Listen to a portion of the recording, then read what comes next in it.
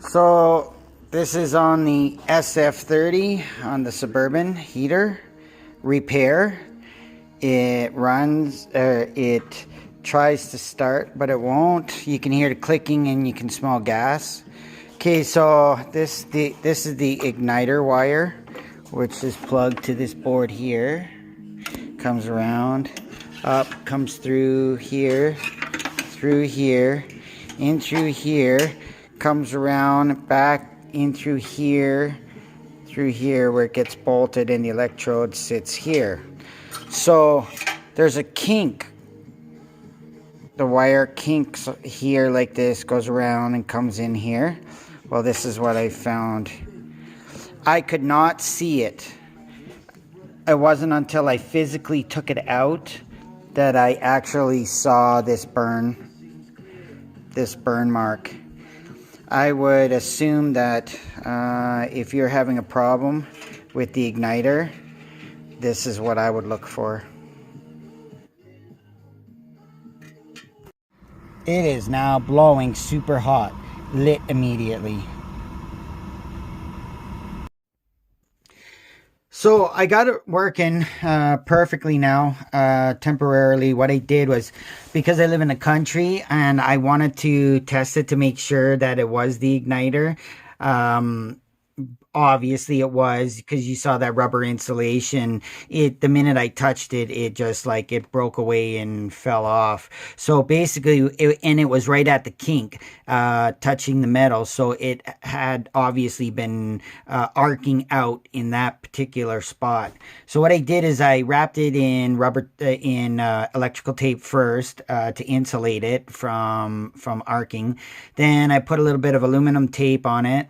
Then I used some fiber header tape, which is heat resistant tape, and I just wrapped it around, and then I put a little bit of aluminum tape to keep that into place, and put it all put it all back together inside there, more as a temporary thing, just to test to make sure that it was the igniter. Sure enough, she lit right away immediately. So what I want to say is that if you have a heater that's blowing cold air, you turn the fan kicks on, and you go to the back, you hear a big click, and then you hear click, click, click, click, click, a bunch of small clicks, and you smell propane, but it continues to blow cold air. That's your igniter circuit. Forget the sail switch, forget the high limit switch. You're past all of that. You're either...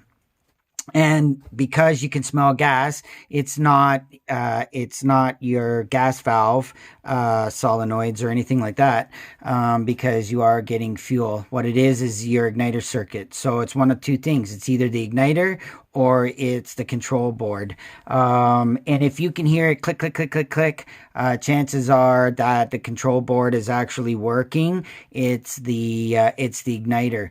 I would go right to the igniter, physically pull that igniter wire right out and inspect it. If you have one like mine, with the red wire that comes through, that one long wire with the one electrode, and physically inspect it. And if you see a dark spot on it, or you see like some cracking in that area where it goes into the combustion chamber area, that would be your issue. I would change your igniter.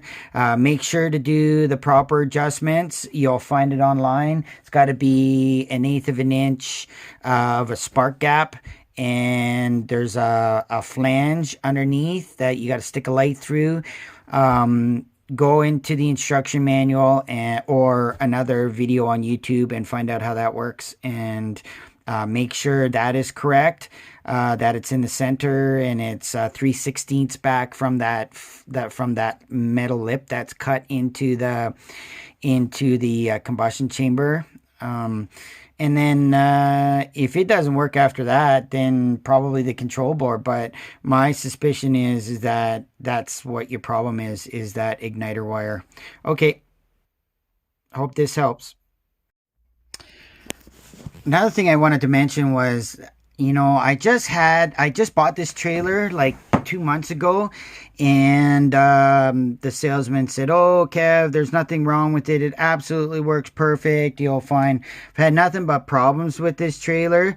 4 seasons in Medicine Hat, Alberta."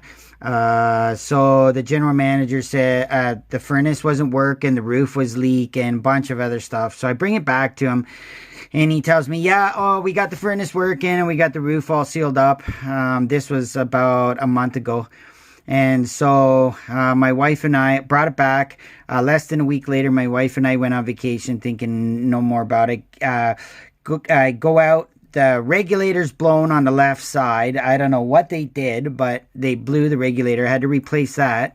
So then I'm looking at this. We get there. It's cold in the morning. There's frost on the ground. We go. There's nothing happening. It's like it's never worked once. So I'm like, okay, well, I'll fix it myself. So I took it apart, and sure enough, this is what I found the problem with it.